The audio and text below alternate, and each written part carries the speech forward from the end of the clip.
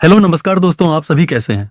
मैं आज आपको एक बहुत बड़े स्कैम के बारे में बताने वाला हूँ जिसने पूरे दुनिया को हिलाकर रख दिया। आइए जानते हैं कौन सा स्कैम है। भारत का सबसे बड़ा घोटाला और ये घोटाला पूरे 1600 करोड़ का है।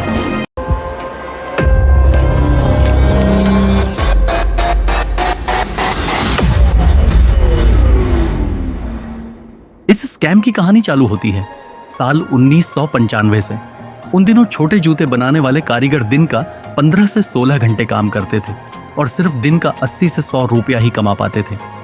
ना ही वह अपने परिवार को अच्छे से खाना खिला पाते थे, ना ही अपने बच्चों को स्कूल भेज पाते थे, ना ही उनकी अच्छे से परवरिश कर पाते थे। पर जब महाराष्ट्र गवर्नमेंट ने इनके ये सब समस्याओं को देखा तो गवर्नमेंट ने इनकी मदद करने का सोचा। फिर गवर्नमेंट ने इनसे बात करना स्टार्ट किया, इनके समस्याओं को समझना स्टार्ट किया जिससे गवर्नमेंट इनकी हेल्प कर सके, इनसे रिलेटेड स्कीम ला सके। गवर्नमेंट ने इनकी समस्या और तकलीफ समझने के बाद एक पॉलिसी निकाला जिसमें उनको टैक्स में छूट दी गई और कम इंटरेस्ट रेट पर किसी भी बैंक से लोन ले सकते थे। जो लोन पहले 18% पर मिलता था वह अब 12% पर मिलेगा।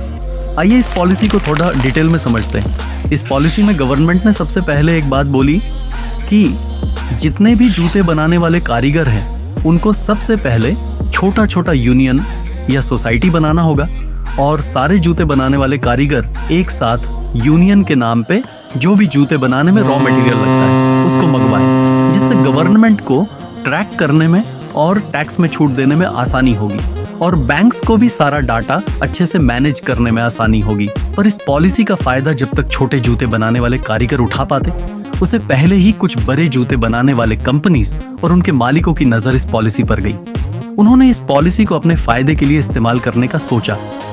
सबसे पहले इन जूते बनाने वाले कंपनीज ने फेक कंपनीज बनाई और इन फेक कंपनी के ओनर के रूप में फेक जूते बनाने वाले कारीगर को दिखाया और इन्होंने जूते बनाने वाले कारीगरों का फेक यूनियन और सोसाइटी भी बनाया। इसमें कोई भी असली जूते बनाने वाला कारीगर था ही नहीं, सब सिर्फ पेपर पे थे। फिर ये बड़े जूते बनाने वाले कंपनीज और इनके मालिकों ने इन फेक कंपनीज और फेक यूनियन के नाम से बैंक से लोन लेना चालू किया और पॉलिसी के चक्कर में इनको कम इंटरेस्ट रेट पर बैंक से लोन मिल जाता था और इसमें बैंक के कर्मचारी भी शामिल थे जो आसानी से लोन पास कर देते थे। आइए जानते हैं इसमें कौन कौन से बैंक शामिल थे। सबसे पहले महाराष्ट्र राज्य फाइनेंस कॉर्पोरेशन, सिटी बैंक, देना bank, development credit bank, bank of Bahrain and Kuwait, Saraswat cooperative bank और लास्ट ओमान इंटरनेशनल बैंक। और हम ये नहीं कह रहे कि ये बैंक इस स्कैम में शामिल थे, सिर्फ इनके कर्मचारी शामिल थे। आइए जानते हैं इस स्कैम में कौन कौन से लोग और बिजनेसमैन शामिल थे। सदरुद्दीन दया जो दाऊद शूज के मालिक, रफीक तेजनी जो मेट्रो शूज के मालिक, किशोर सिग्नापुरकर जो मिलानो शूज के मालिक, अबू आसिम आजमी जो सिटी वॉक शूज के बिजनेस पार्टनर। ये सारे बिजनेसमैन ने मिलकर स्कैम किया था। अब ये बिजनेसमैन लोन के पैसों से अपने लग्जरी लाइफ जी रहे थे।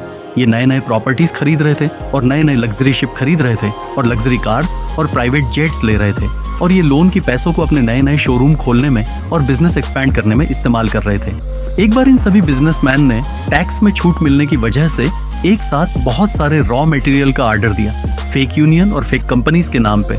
फिर इनका सारा रॉ मटेरियल मुंबई पोर्ट पर आया और ये सामान फेक यूनियन और फेक कंपनीज के नाम से आया था जो इनके लिए एक मुसीबत बनने वाला था। जब इतना ज्यादा जूतों का रॉ मटेरियल पोर्ट के ऑपरेटिंग ऑफिसर्स ने देखा तो हैरान रह गए और फिर उन्होंने जानने की कोशिश की ये रॉ मटेरियल किसका है। फिर उनको अलग अलग यूनियन के नाम दिखे। फिर इन यूनियन के डिटेल्स जानने के लिए वह जॉइंट रजिस्ट्रार सुधीर थकरे के पास गए जो सारे जुटे यूनियन का डाटा रखते थे।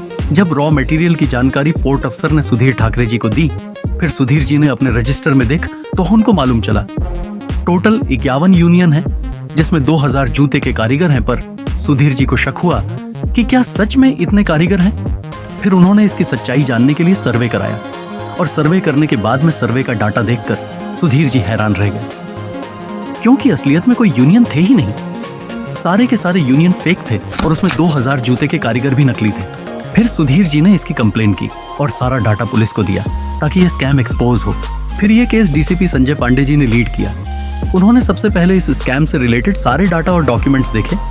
फिर उन्होंने अपनी टीम को ऑर्डर दिया कि इसमें जो भी लोग और कंपनीज शामिल हैं उनके ऑफिस पे जाकर रेड मारे और इन्वेस्टिगेशन स्टार्ट करें। पुलिस ऑफिसर की टीम निकल गई रेड और इन्वेस्टिगेशन के लिए सबसे पहले उन्होंने पोर्ट पर जाकर सारा रॉ मटेरियल को सील किया। उसके बाद पुलिस की टीम कंपनीज के ऊपर रेड मारने के लिए निकली। उन्होंने सबसे पहले सिटी वॉक कंपनी के ऊपर रेड मारा, फिर डवुड शूज पर, उसके बाद मिलानो शूज पर और लास्ट में मेट्रो शूज पर। फिर पुलिस ने अपने इन्वेस्टिगेशन स्टार्ट कर दी और पुलिस ऑफिसर ने पूरे कंपनी के एक एक डिपार्टमेंट को चेक किया।